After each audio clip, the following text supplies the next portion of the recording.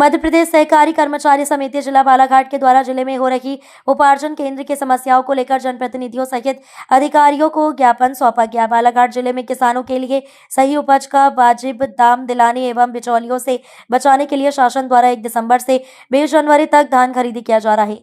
जहां उपार्जन केंद्र में परिवहन को लेकर जिले के कुछ स्थानों में भारी समस्या देखी जा रही है, जहां धान का उठाव न होने से प्रभारी प्रबंधक परेशान होकर ज्ञापन देने जनप्रतिनिधियों के पास पहुंच रहे हैं। इसी के चलते पूर्व कैबिनेट मंत्री प्रदीप गुट्टा जायसवाल से मिलने पहुंचे सहकारी कर्मचारी समिति के पदाधिकारियों धान उठाव एवं मैपिंग व्यवस्था पर सवाल उठाए। वहीं केप में भंडार के लिए जा रही धान के ट्रक को रिजेक्ट कर सर्वेयर द्वारा प्रभारी प्रबंधक को परेशान किया जा रहा, साथ ही अपग्रेड के बहाने बड़ी राशि की मांग कर रहे, जिसके चलते त्वरित निराकरण करने के उद्देश्य से पूर्व कैबिनेट मंत्री प्रदीप गुट्टा जायसवाल द्वारा जिला कलेक्टर मृणाल मीणा सहित जिम्मेदार अधिकारी को सूचित कर कार्रवाई करने के लिए कहा गया। देखिए ये खास खबर।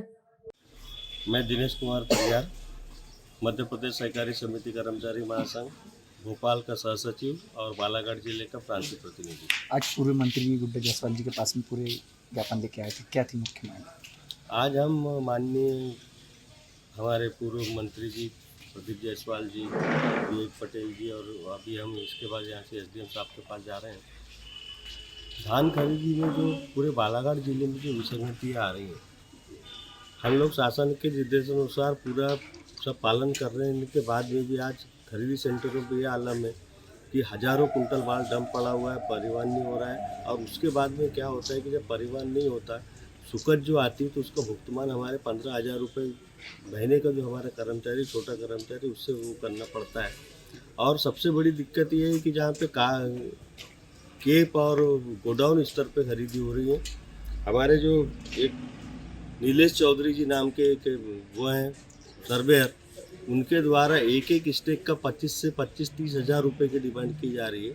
तो ऐसे में समिति कर्मचारी कैसे कैसे धान खरीदी करेगा, इसी बारे में हम लोग शासन प्रशासन को अवगत कराने के लिए आज माननीय पूरे हमारे मंत्री जी, पूर्व मंत्री जी, विधायक महोदय और एसडीएम साहब के पास जाकर के हम समस्त कर्मचारी ज्ञापन दे रहे हैं।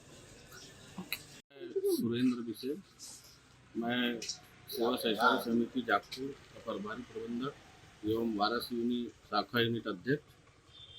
भैया आपके क्षेत्र में देखा जा रहा परिवहन नहीं हो पा रहा, वाराणसी में बहुत जगह देखा जा रहा डंप दिख रहा है, क्या कहें? सर ये व्यवस्था तो जो है पहले शासन प्रशासन सब निर्देश दे देता है कि परिवहन की व्यवस्था अच्छी होगी, ये होगी, पर इस बार फिर से परिवहन की लचर स्थिति में फिर से परिवहन में पिछड़ गया है पूरा जिला।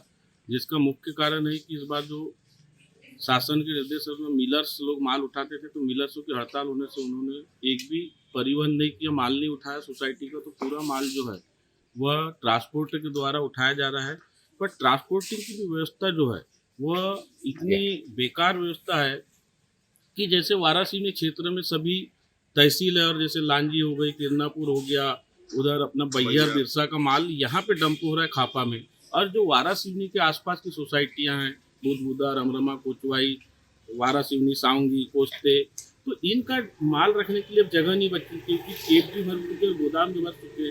या परिवहन कर्ता को लाभ दिलाने के लिए जो व्यवस्था बनाएगी कि बाहर का माल यहाँ बुलाया जा रहा है, यहाँ का माल बाहर भेजा जा रहा है, यह परिवहन की व्यवस्था सुधारे। और हमारा अभी 20 तारीख तक जो खरीदी होना है और बहुत माल किसानों का अभी आना है, तो उसके लिए परिवहन जल्दी से जल्दी करा जाए, क्योंकि सोसाइटी में जो माल डंप है उस कारण से जगह खत्म होने, किसान की खरीदी नहीं की जा सक रही है।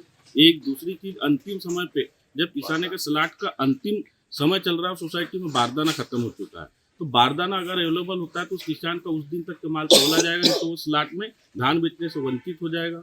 और परिवहन नहीं होने से किसानों का उसका समय पे भुगतान भी नहीं हो रहा है। और दूसरी समस्या यह है कि जैसी समिति खरीदी करती है तो वहाँ पे सर्वेयर के द्वारा माल किसान का चेक किया जाता है, पूर्णतः शासन के निर्देशों के अनुसार चेक करके धान को लिया जाता है। पर उसके बाद जब वह माल समिति स्तर से ट्रकों से केपो या गोदामों में भंडारण किया जाता है, तो वहाँ पे जो सर्वेयर है उनको ट्रक में से 4-5 बोरी खराब है करके पूरा का पूरा ट्रक रिजेक्ट कर दे रहे हैं, या पूरा का पूरा स्टेक जो लगा रहता है 3000 बोरी का, वह रिजेक्ट कर दिया जाए, जिससे वो रिजेक्ट धान का किसानों को भुगतान नहीं हो रहा है।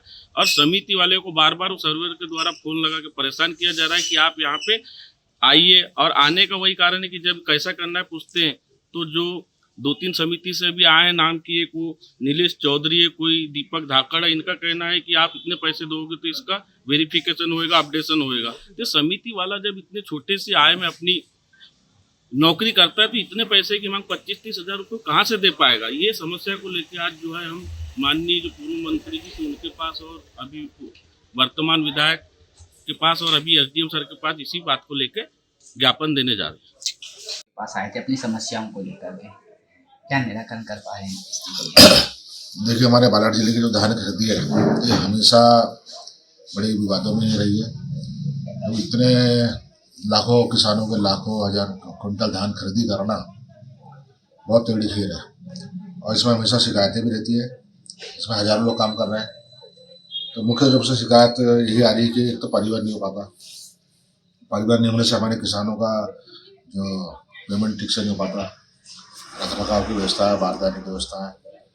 तो अभी मुख्य रूप से हमारे जो सर्वेयर है, अब सर्वेयर भी यहाँ पर लगभग मुझे लगता है जिले में 500-600 सर्वेयर होंगे अलग अलग। अब सर्वेयर भी किसानों को परेशान करते हैं, उनकी जो क्वालिटी है क्वालिटी को लेकर। तो हमारे अधिकारी कर्मचारी उसमें भी परेशान है कि हर सर्वे जो है अलग अलग मापदंड रखता है और वो सरकार के लिए धान खरीद रहे हैं।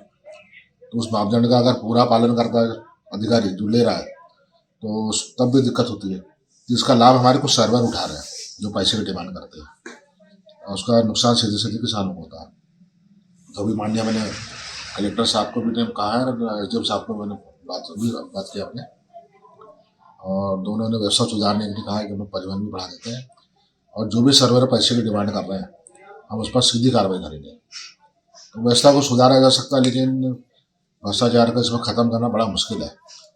मैं तो शासन को मैंने सलाह भी दिया पहले कि अभी इस व्यवस्था को ख़त्म करना चाहिए। जब किसानों के धान खरीद सरकार तक पहुँचते तक उस पर इतना ज़्यादा भ्रष्टाचार हो जाता है कि उसका लाभ न किसानों को मिलता है और सरकार का बहुत घाटा होता है। बहुत सारा घाटा सरकार को उठाना पड़ता है, बहुत सारा घाटा हमारे अधिकारी कर्मचारी उठाना पड़ता है। तो अब तो किसानों को जो है डायरेक्ट पर क्विंटल जो है जो भी देना सरकार को देना चाहिए और ये खरीदी वाला काम खत्म कर देना चाहिए इसका। तो इससे मैं समझता हूँ कि भ्रष्टाचार खत्म हो सकता है इसमें।